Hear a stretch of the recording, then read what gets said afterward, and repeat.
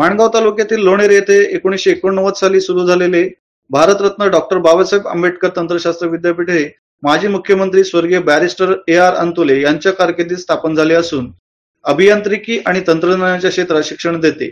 परंतु या विद्यापीठाचा दर्जा हा अतिशय खालावत चालला आहे. विद्यार्थ्यांच्या शैक्षणिक आयुष्यासोबत या विद्यापीठाकडून खेळ खेळला जातोय.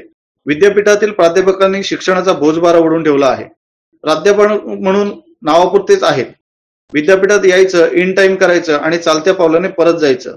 आउट टाइम झाले की परत यायचं, स्क्रीन समोर उभं राहायचं, आउट टाइम करायचं आणि प्रशासनाकडून फुकटचा पगार घ्यायचा.